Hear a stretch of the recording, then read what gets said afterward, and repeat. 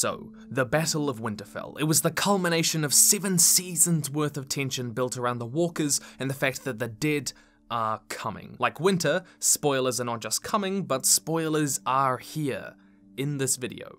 To be clear, for the most part I really enjoyed this episode. Its directing was phenomenal, the atmosphere was tense and haunting, and there were plenty of great moments.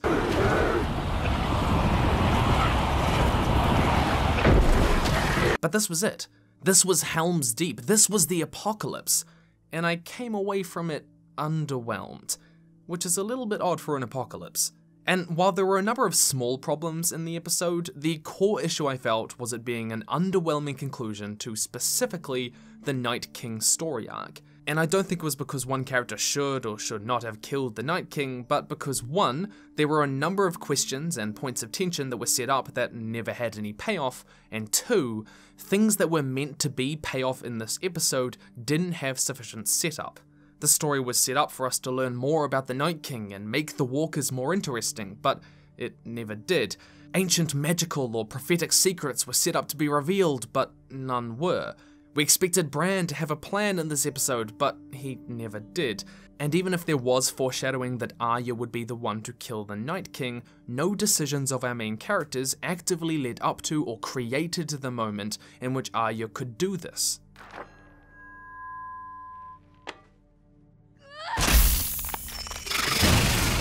This moment was meant to be payoff for 7 seasons worth of tension, but there wasn't any setup, not really. It feels like Arya could have done this at any point in the story as long as the Night King just walked in. Things happened unexpectedly, but not unexpectedly in a way that recontextualizes what we know and suddenly gives new meaning to past story elements, which is the kind of unexpectedness you want.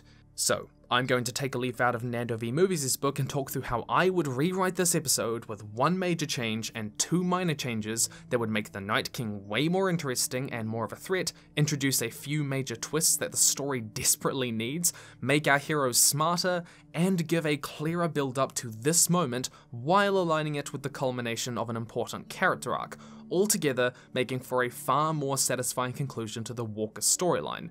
Now, there are roughly 5 different story threads in this episode, so I'm having to limit myself here. But we do need some ground rules when it comes to these changes. 1, because I don't know how the writers plan to use these characters in the future of the story, the same characters have to live and the same characters have to die, with 1 important exception. Bran. Bran's gonna die. And 2, I can't fundamentally change the premise of the episode. This is where the Night King has to be defeated and the battle will take place at Winterfell. I'm working with what they've given me in the show. So with that said, the major change is this. Bran is the Night King. Stay with me, I will explain it. And the minor changes are 1, the 6 major character deaths happen at different moments in the story, and 2, Arya wears Beric's face when she kills the Night King. So, let's go through it chronologically and I'll explain why and how these changes might improve the Battle of Winterfell. Also, this video is brought to you by, me! You're probably expecting that now because I've done it for like 4 videos, but I've got a book coming out. It's called On Writing and World Building. It compiles all of my on writing and world building content, which you probably picked up on, into a single easy to read, easy to reference text. It's coming out on May 30th, but you can pre-order the ebook now for just $5 down at the link in the description below. Thank you to the hundreds of you who already have. It genuinely means the world. And if you want to support me, my cat, and my content as well, then there's a link to my Patreon down in the description below. I would love for you to come join that community Discord as well, and I'll see you there. There are approximately 35 story beats in the Battle of Winterfell. The first act comprises 1 to 10, from Sam walking in the quiet to Melisandre lighting the trench. The second act from 11 to 26, when the Night King raises the second wave of dead. And the third act goes from Dany saving Jon to the end at beat 35.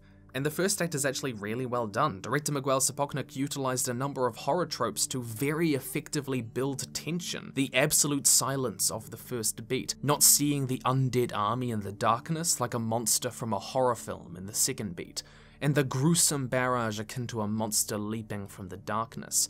It genuinely left my skin crawling, and these beats 1 to 10 of the first act, taking up approximately 28 minutes of the episode, will actually remain largely the same except for 1 structural detail.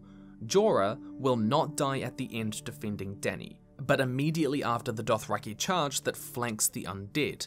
So, In the episode, Jorah returning from the failed Dothraki charge even when he was on the front lines is the first indication of one of the problems with the Battle of Winterfell: plot armor. Having characters come back from logically impossible odds that we never see unnamed characters come back from undermines the tension in the story, because it feels like the danger is superficial for your main characters. Moving Jorah's death to the beginning here does two things for the narrative. It does away with plot armor while also maintaining the tension as the stakes are raised, because the Night King's first major victory in the battle is firmly grounded in a major character's death within the first 20 minutes. And it would make sense for Jorah's character. His arc is done. His story is one of learning to put his duty to Dany before emotional attachment, which he does when he tells Dany to keep Tyrion as his hand in the previous episode. You're advising me to forgive the man who stole your position? I am. A sharp contrast to how he told her that she could only trust him before. Dying defending Dany does not make this character arc more meaningful, because he would have died for her back in season 1. And as another small change, the Dothraki shouldn't be charging at the undead directly, they should be flanking the whites. I'm no battle strategist, so my changes won't be focused on that, but there is a good narrative reason to have the Dothraki flank them instead of charge straight on. The Dothraki charge scene is used to establish the threat that the Night King poses, and it does this by having a horde of flaming blade-wielding cavalry that should be extremely effective against the undead, swallowed up in a single haunting instant, and it does this well for the most part. But one question we have to ask is this: is the threat of your antagonist established through the antagonist's superior skills or through your hero's incompetence? The Dothraki aren't truly defeated because of the Night King's superior strategy. They're defeated because the heroes send them front on into an enemy they cannot see, and they don't use their speed and maneuverability to their advantage. It's not exactly surprising they get mauled to death. In this rewrite, the Dothraki are still eviscerated, but they flank the undead when the barrage crashes into the Unsullied, pinning them from multiple sides while scouts watch them blink out like candles in the dark. This means that when the Dothraki are entirely defeated, even with their flaming swords, it feels like the heroes put their best cards on the table, and it still wasn't enough to put a dent in his army, establishing the Night King as a more foreboding threat, not because of the heroes' incompetence, but in spite of their strategic thinking. The first act then proceeds mostly as we see it, with the addition of Jorah dying after the charge and Dolorous Edd not dying at this point. This moment will happen later. Jon and Dany obliterate hordes of the undead, and there can be a moment where Jaime saves Brienne with that high-quality Lannister plot armor, but it should be more subtle, like the way we see Arya save the Hound later on. And they probably shouldn't be on the front lines, especially if they're commanders, because we see dozens of Unsullied piled onto just like this, and they're killed immediately. It undermines the internal logic of the story to repeatedly see main characters escape situations they should die in. Just managing to retreat as Jorah dies, Melisandre then lights the trench, marking a small triumph for the defenders, bringing the story into a new quiet and temporarily lowering the tension. In this rewrite, the Night King is more effectively established as a threat, the heroes are smarter, and the lack of plot armor heightens emotional tension. Every character that should have died has died so far. The first act of the Battle of Winterfell closes. The second act is the longest, going from beats 11 to 26, and contains the midpoint and the darkest hour, two crucial moments in the narrative. While a lot of it will remain the same, this is where our major change kicks in. The second act opens with Theon and Bran. Theon nervously tells him, "I just want you to know, I wish I did things differently," while Bran tells him that those decisions brought you to where you are now, where you belong, home. Beginning that affirmation of him as one of the family. But the weird thing is that in the episode, when Bran says, "I'm going to go now," and then just walks off into nowhere, the audience thinks Bran is doing something important. Where's he going? What's this magical, godlike internet tree man gonna do? What kind of cavalry is gonna bring to the battle? He's gonna do something cool and unexpected and we don't know. That's interesting. But by the end of the episode, he just walked into some crows. In this rewrite, Theon is going to say, "I don't know if we can hold them off. Too bad we don't have any of that wildfire. Can you see what will happen?" And Bran will say, "I see fragments. Things that were, things that are, and some things that have not yet come to..." Wait, that's Galadriel. Never mind. He says something like that, and sensing the magic or the ancient will of the weirwood beside him, he then tells Theon that he cannot see a clear future for tonight, but he believes he must go now. But instead of Bran walking into crows, and this is the change, Bran greenseers back in time to before King Aerys went mad. This change is going to work to address one of the major issues with the story overall: setup and payoff. In Season 6, the Three-Eyed Crow takes Bran back in time to show him numerous important moments in history, all of which hold relevance in the story later on. He learns of Jon Snow's true heritage, which pays off, Lyanna Stark's story, which pays off, but there are 5 story threads set up for Bran that never bear fruit. 1, the fact that he learned how the Night King was created has not yet come in use, he hasn't even really told anyone. 2, the Three-Eyed Crow warns him to not become too enamored with the past, or you will become lost in it. It is beautiful beneath the sea, but if you stay too long, you'll drown. 3, he also warns Bran that the ink is dry, that you should not change the past, but Bran does attempt to do this anyway when he calls out to Ned at the Tower of Joy. Father! 4, Bran has this unusual vision which draws a direct parallel between the Night King and the Mad King's line: burn them all, burn them all. Burn them all!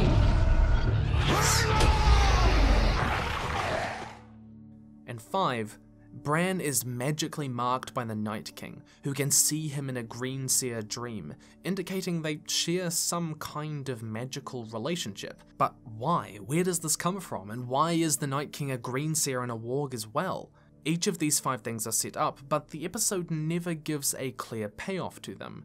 This change will do that while also making the Night King's story intensely more interesting by introducing a couple of twists. So in this rewrite, Bran has a plan, and this is to warn King Aerys of the coming threat decades before their arrival. But as he tries to see the thought in Aerys' mind that they need wildfire to fight the walkers, it goes horrifically wrong.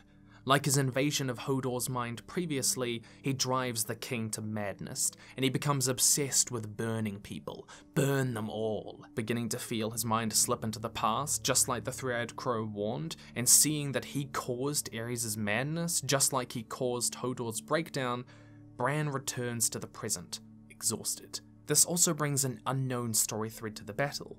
The audience can roughly predict that the defenders will be slowly beaten back, but this storyline is wholly unknown. We have no idea how Bran's story will play out here. It introduces a wild card to the episode. The second act then proceeds mostly as written, with the Night King doing some bodybuilding and making a bridge, the undead swarming the walls, and the situation growing more dire. Now, an effective battle scene has 2 dimensions: the external battle, like here against the undead, and the internal, moral, or personal struggle for each character. The beats leading up to the midpoint will be built from these internal struggles. Brienne saves Jaime's life after he saved hers before, proving that they can wholly rely on one another. Arya begins to realize that she is afraid of death itself, that she has vulnerabilities, and that Hound's morale wavers as he begins to lose hope in the fight against the dead. The Night King's forces then break through the gates and the Whites swarm the castle.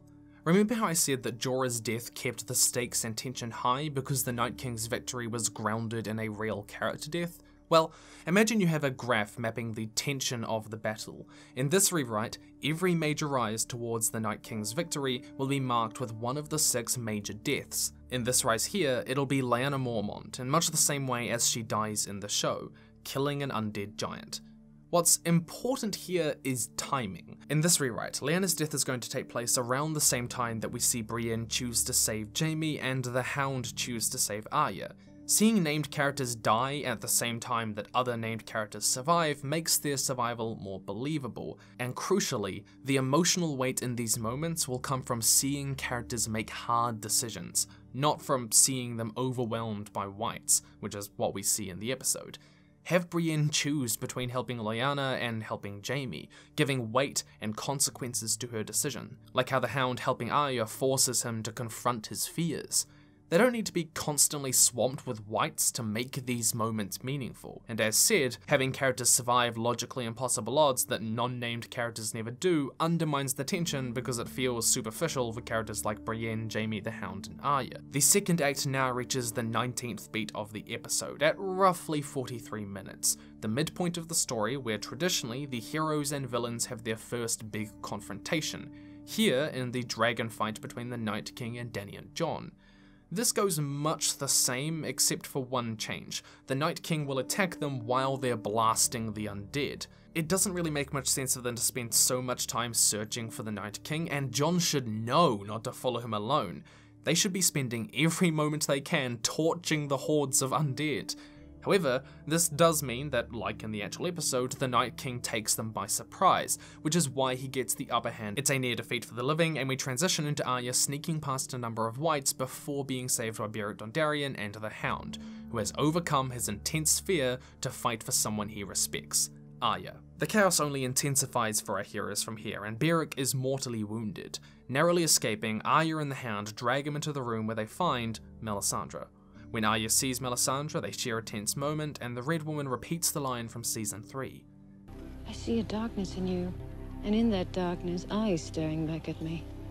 Brown eyes, blue eyes, green eyes. Brown eyes, blue eyes, and green eyes that you will shut forever. But the thing is that if this line is meant to foreshadow that Arya will kill specifically the blue-eyed Night King, then the brown eyes and green eyes must also refer to specific people too.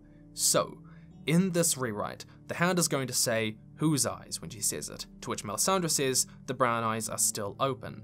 This order, from brown to blue to green, is important, though Arya doesn't understand why just yet.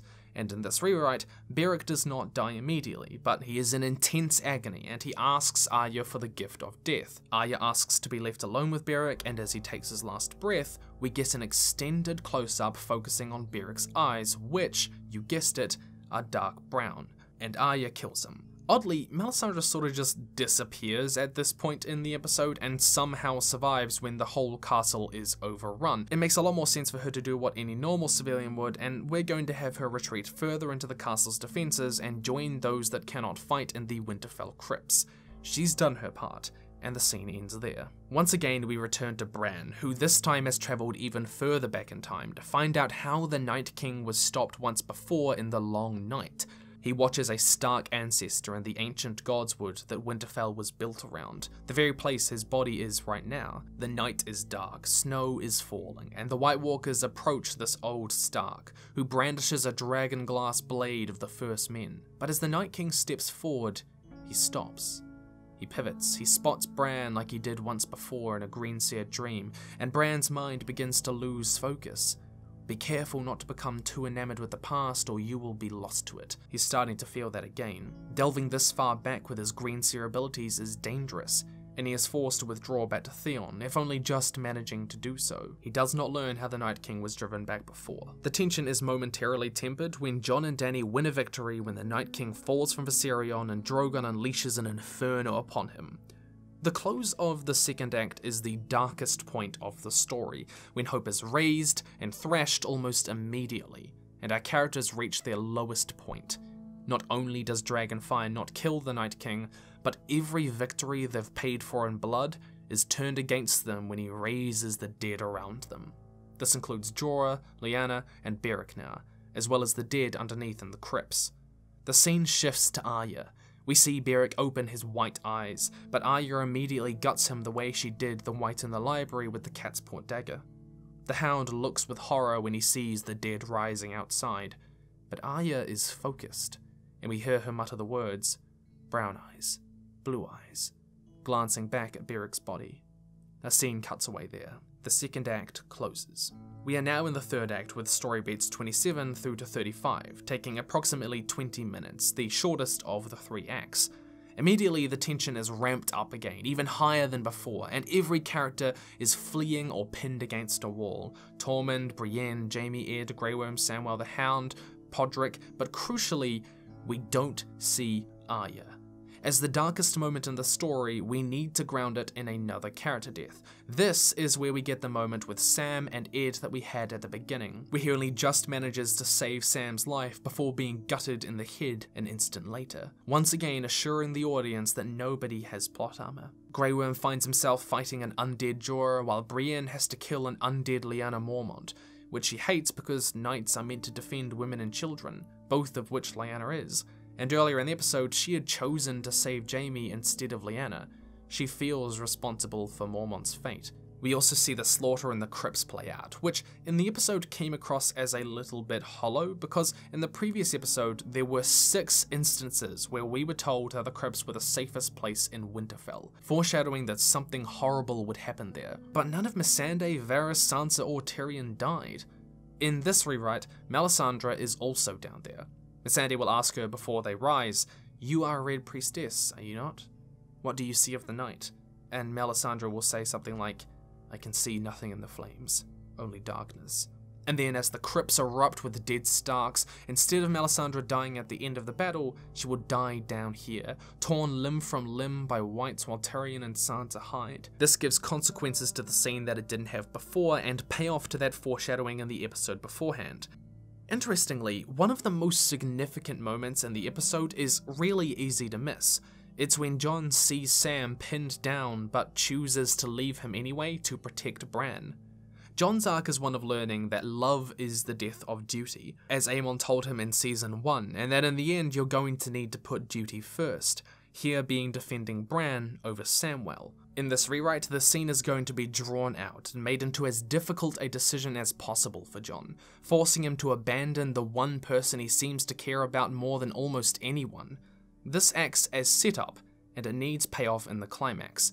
In the original episode, Jon just confronts a dragon, and it sort of leaves us wondering why did it matter that he had to choose duty over love if choosing duty didn't really matter to the destruction of the Night King in the end. In this rewrite, Jon makes it past Viserion and into the Godswood at the last moment, just before the walkers themselves enter the fray. The story then switches back to Bran, who tells Theon, "You are a good man," completing Theon's redemption arc. He's first redeemed as a Greyjoy, and now he is redeemed as a Stark. For a third, final, and desperate attempt, Bran greenseers back to stop the Night King ever being created, which he had seen before, warging into the mind of the very man who becomes the Night King, in an attempt to persuade the children to stop. But unwilling to listen, they take and gag him. Realizing he has failed once more, Bran attempts to return to his body, but this time he has gone too far and too deep. The magic has taken him, and he feels his mind slipping. He cannot escape this man's body as he is strapped to the weirwood tree. And as men die defending him in Winterfell, the children plunge a dragon-glass dagger into his chest. Bran becomes the Night King, thousands of years in the past in his very attempt to stop him. This change means that there is a lot of payoff to the setup beforehand, and it makes the Night King's story a lot more interesting. This twist recontextualizes past events, it gives new meaning to Bran's arc, it makes it a tragedy, and it gives the Night King character, the kind of unexpectedness you want. It explains why the Night King can warg and his greenseer abilities are as powerful as Bran's, as well as why the two share a magical bond. He is seeing himself. It explains why the Night King is so evil. This is what happens when a greenseer delves too deep. We already know that Bran has been losing himself, that he is no longer fully human, but something more or less. Bran! I'm not really. Not anymore. And here the last parts of his humanity are lost, as his mind is twisted by ancient old god rituals. He becomes this greenseer ghost twisted by dark magics against his will, bound to his body. There is no Bran left in the Night King, not really, but knowing that his existence depends on Bran taking action during the Battle of Winterfell, the Night King is just here to make it happen. He is only doing what he knows is necessary. His failures to change the past before have taught him the grim reality. The ink is dry. You cannot change the past. In this horrific tragedy, this is just what is meant to be. Bran's life is the Night King's past, and the reason the Night King wants to kill Bran is actually pretty simple. To ensure that Bran can never come back from the past, to return to the present. If a warg's body is killed, their mind lives on in the body they're trapped in, here being this man. The Night King knows that he has to trap Bran's mind in that body forever, and to do that he has to kill him. But here's the thing, greenseers like Bran and the Night King can only see fragments of possible futures. Neither of them know what will happen from now on. Theon will die almost exactly the same way as he did in the episode, but instead of charging recklessly, he waits as the Night King approaches him. He stands his ground but is no match, and the walker kills him where he stands. With nothing standing between him and Bran, the Night King draws his blade. The background then comes into focus, and we see an undead Beric Dondarrion. In this moment, three things happen simultaneously. Jon drops down from the weirwood tree above, Valyrian steel blade raised in a similar way to how we see Arya leap down towards him in the episode. Arya, wearing the face of a white Beric Dondarrion, bolts for the Night King, and the Night King kills Bran. Both of them are too late. The Night King seizes Jon midair like he did Arya in the episode, but as he tries to pivot with his blade, Arya stabs him in the back through his chest with cat's paw. He shatters, and her disguise falls away. The army of the dead collapses. This fixes the moment that I was most underwhelmed with in the climax. While there is some foreshadowing that Arya would be the one to kill the Night King, that's not enough. There isn't any build-up as to how she manages to do it. Obviously, she has assassin skills, but within the episode, the decisions of Jon, Dany, and Arya don't create the scenario in which the Night King can be killed. There's no relationship of causality between this moment and the rest of the episode. In this rewrite, Jon and Arya will make active and difficult decisions that collectively make this moment possible. Why didn't the Whites detect Arya amongst them as Beric? Well, Whites don't seem to have any independent functions. They're puppets, they have to be ordered around. Otherwise they don't do anything. And the library scene established that they rely on hearing and sight. They don't naturally know that the living are near. We also see that Whites keep their clear blue eyes when they are killed. Arya also knows that faceless magic makes you sound, smell, and feel like that person, including a White. Using this knowledge that she gets from this moment that we see earlier in the episode, she would know how to do this. And this gives three thematic dimensions to the Night King's death. 1. Jon and Arya always shared a special bond, and having them kill the Night King together is more meaningful. It started with them parting, and it ends with them coming back together.